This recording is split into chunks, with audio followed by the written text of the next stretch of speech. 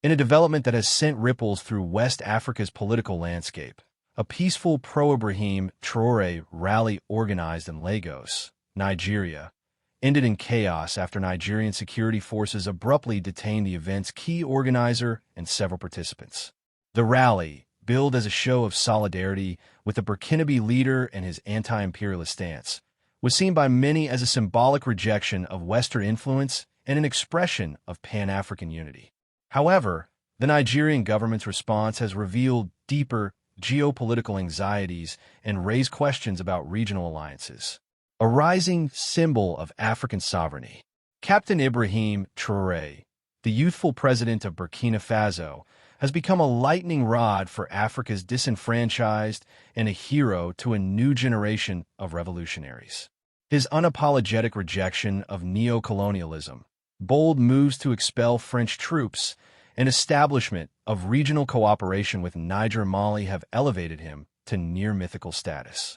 His speeches, often broadcasted across African social media, resonate with messages of self-reliance, dignity, and a new African renaissance. It was in this spirit that a grassroots movement of Nigerian youth, students, and political activists attempted to organize a peaceful rally in Lagos, calling for African solidarity and denouncing foreign economic control. But the government saw something else: the arrest. On the morning of the event, hundreds had gathered outside the Freedom Park area wearing T-shirts emblazoned with slogans like "Africa for Africans" and "We are all Traoré." Chants of "Down with Imperialism" echoed through the air, and miniature flags of Burkina Faso fluttered in the crowd. But within minutes of the gathering swelling, plainclothes officers moved in. The lead organizer, Adewale McKean, a 31-year-old activist and political science lecturer, was whisked away by heavily armed police, who cited concerns over national security and incitement. Several others were detained or dispersed using tear gas. Eyewitnesses say McKean was calm as he was taken, but shouted, "Africa must rise. The people are no longer asleep," before being pushed into an unmarked van. His whereabouts remain unknown. Nigerian authorities react. A terse statement released by the Nigerian police service later in the day accused the organizers of promoting foreign political agendas and gathering without necessary clearance. The statement emphasized that the Nigerian state would not tolerate external political influence or any movement that endangers national unity.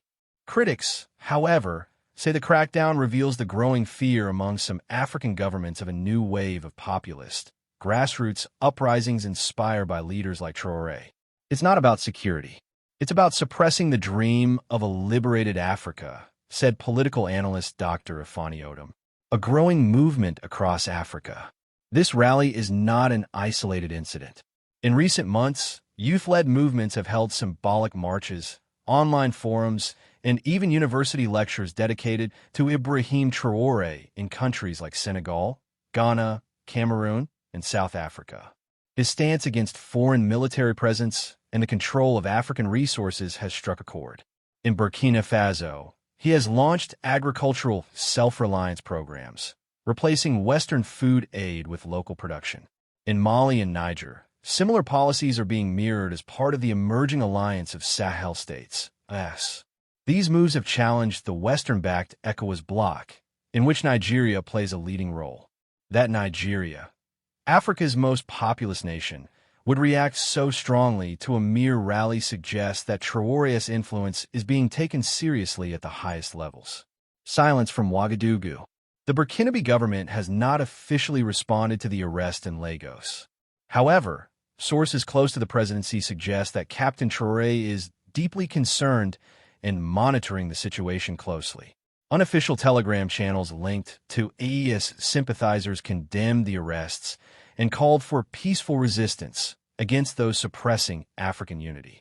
If they're scared of a rally, imagine how scared they are of a united Africa, one post read.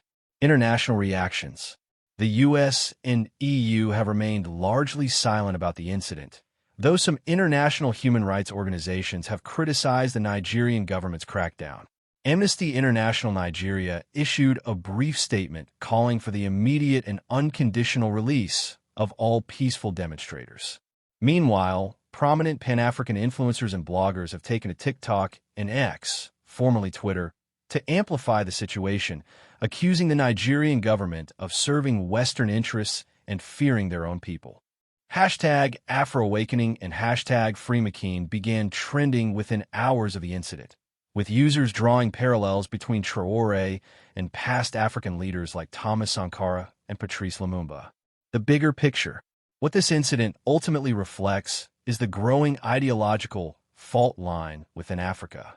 On one side are leaders and nations looking westward for security and economic partnerships. On the other are figures like Traoré, seeking to revive a self-sufficient, united continent no longer tethered to foreign dictates. The arrest is not just about a rally, said Kemi Ajayi, a Nigerian activist who evaded detention. It's about the fear that the spirit of Sankara is alive in a 21st century body, and that body is named Traoré. As regional tensions simmer and alliances shift, the arrest in Lagos may prove to be a turning point. The question is no longer whether Africa is watching Traoré, but how far his ideas can spread before the old guard tries to put out the fire. What comes next? Pressure is mounting on the Nigerian government to release McKean and explain the excessive response to a peaceful demonstration.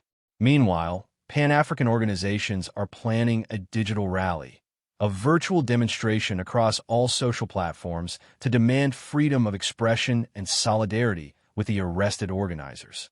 Captain Traoré remains silent for now, but in silence lies power. As his legend grows beyond Burkina Faso's borders, so does the fear among those who benefit from the status quo. One thing is clear, this was not the last rally in his name. It was only the beginning.